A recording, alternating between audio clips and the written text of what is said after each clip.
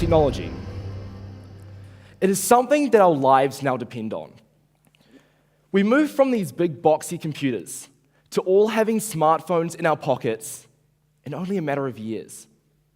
In this day and age, we are all connected. New Zealand in 2016 had over 89% of the population online. This is a constantly increasing value, and with new generations being introduced to technology at much earlier stages, this number will only reach 100% in a matter of years, which is why we, as a country, are well placed to take full advantage of technology in all aspects. In New Zealand, education is an important aspect of our lives. It allows us to learn, to understand, to apply, and to think. Schools throughout the country are already adopting technology into the curriculum, investing in computers and tablets to allow students a whole new way of learning. But there is a very real issue here, which is not yet being addressed. Despite this evolving education system, the education system in New Zealand still doesn't cater to every child's needs. It rather caters to the average student, who is expected to have certain levels of reading and writing and understanding skills at different year levels. The problem is, a huge majority of students in New Zealand are not average and learn and think in different ways. They have what is commonly termed learning differences. One example of a learning difference is dyslexia, which affects over 70,000 New Zealand school children. Now, a common theory is that our brain can be split into two sides, a left and a right. The left side focuses on thinking in words and numbers, linearly, with facts and logic, whereas the right side focuses more on feelings, visualization, intuition, and holistic thinking. The education system is currently set to focus towards more the left side, whereas people with dyslexia, for example, often use the right side, the pictorial side, resulting in a longer time to interpret language, but usually means they're much stronger in creative areas. Despite the Dyslexia Foundation of New Zealand constantly encouraging schools to adopt programs to assist those with learning differences, schools are rejecting the ideas because the teachers are already having heavy workloads. Finance is also an issue, as special tutoring to those with learning differences is unpaid for by the government and is also only available in certain areas. So, for example, schools in rural areas or small towns, students are missing out entirely. A study in 2008 found that between 30 and 50% of serious offenders in New Zealand youth prisons have dyslexia, and that 65 to 70% are not formally educated in the education system, formally engaged. These kids are being set up to fail in our current education system, disadvantaging them later in life. As Principal Judge and Children's Commissioner Andrew Beecroft has said, if there was any way to slash youth offending, it would be to keep our young offenders in schools. What if I told you that the education system in New Zealand could be a level playing field for all of us? That our learning differences could no longer be an issue? What if I told you that the answer to providing fair and free education to everyone in New Zealand is possible, and it is possible now?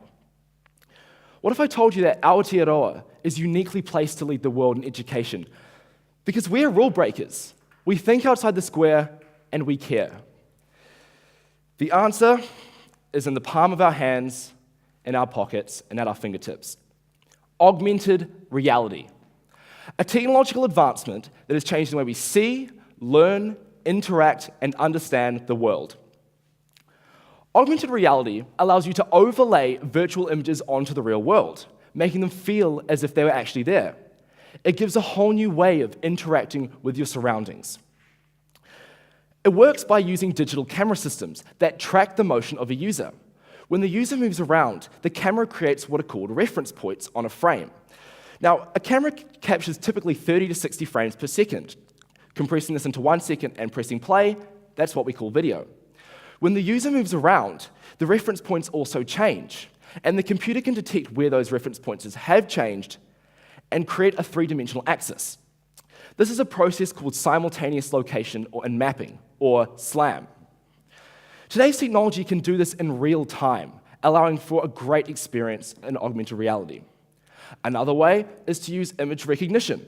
where the camera detects certain features on certain objects and will overlay features. For example, this motorbike, where the user's looking around the motorbike and is showing them certain features about certain parts.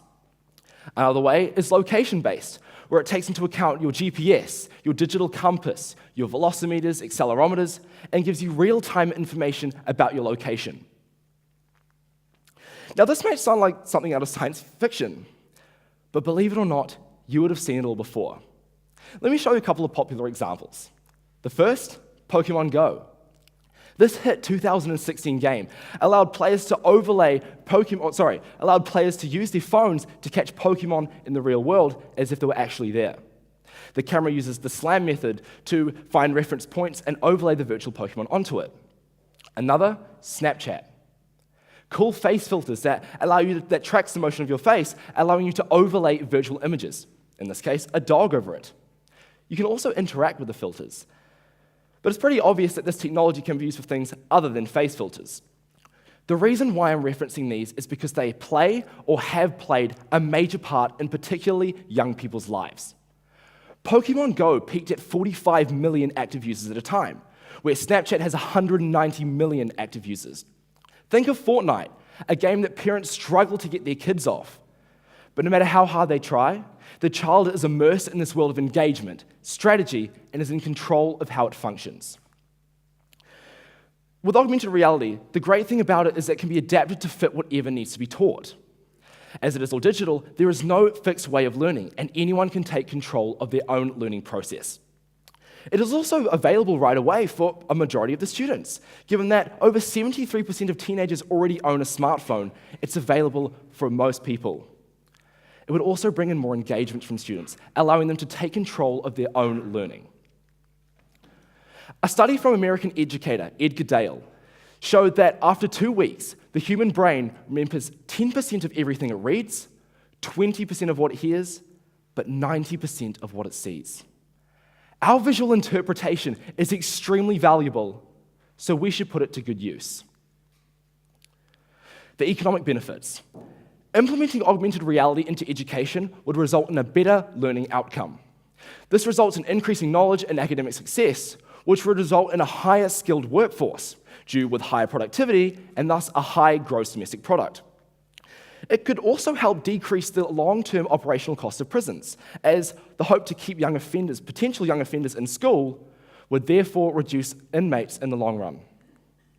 Equally, this would bring significant social benefits in allowing equal access to education, regardless of learning differences, regardless of wealth, and regardless of location. This would help combat the increasing inequality in New Zealand so that students with dyslexia will have the same opportunities as students without. So that students from Decile 1 schools will have the same opportunities as students from Decile 10 schools. So that students from Waihi will have the same opportunities as students from Wellington. This would also cause fewer students to drop out early, as it will keep them more engaged in the school learning environment, therefore, hopefully, keep them still in school. But with anything new, there are some challenges to be faced. Teachers will have to have somewhat an understanding of augmented reality in order to guide the students in their learning. As their current teaching background training wouldn't have provided the necessary skills, they'll have to undergo workshops in order to gain the training and therefore the knowledge. Also, compatibility and cost is a challenge, as not all teenagers will have the most up-to-date devices, and it's crucial that we're all ahead of technology. So educational institutes will have to invest a lot of money into creating an equality of opportunity no matter who you are and your devices. Perhaps the biggest challenge is actually creating the software, as you can have all the hardware, but without the software, it's pretty much rendered useless. Fortunately, companies like Apple and Google have created open source AR builds, allowing anyone to take the initiative to designing the augmented future. Even New Zealand is joining in, with companies like Weta Workshop developing in augmented reality. So, in conclusion, augmented reality possibilities are endless in providing an equality of opportunity, no matter your learning differences, wealth, or location. It allows anyone to take control of their own learning process and learn from all angles and at their own pace. So augmented reality, catering to everyone in their own way and helping New Zealand move forward with the digital era. Thank you.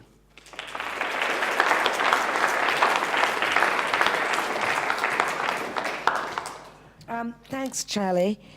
When you say New Zealand is uniquely placed to implement these changes, why do you say that? Well, I say that because it's a country that I'm personally proud of, and I think we should all be proud of. And a proud country should have a great education system. And how would teachers use it exactly? Why would you need a teacher at all? Well, teachers have to guide the students in order to be able for them to function in augmented reality. You can't just put them into a classroom and expect them to understand entirely how it works. So the teachers, as they are now, are a good resource for the students in order to guide them in their learning. So a teacher would essentially be a technician, and once the kids have got a hang of it, then they could go off and do it themselves? Yep. The teachers can also help, can create collaboration capabilities within the classes and group projects and things like that. Isn't it more likely that they go off and play Pokemon Go or whatever the latest thing is? Because the further point is that Pokemon Go is actually gone now, right? Yes, it has gone now, but that's more the side of Pokemon Go, not the augmented reality features. I only reference Pokemon Go just because of the features it had with augmented reality. Whereas I find that with augmented reality in education, it can constantly evolve. It doesn't stay the same. So when software is developed, it can constantly be updated, therefore keeping the children more engaged. And what would you do with the exam system? Well, with anything new, there does come new ways of assessing. NZQA has already started to implement digital ways of assessing exams, and obviously with augmented reality, this will have to be taken into account. And do you think that it would replace our existing system or augment it? Well, the whole point of my presentation is to bring an equality of opportunity to everyone in the country. So if you don't want to participate in this, you don't have to. But the whole point is that it allows everyone to, should they need to give everyone equal access to fair and free education in a learning environment. Thank you.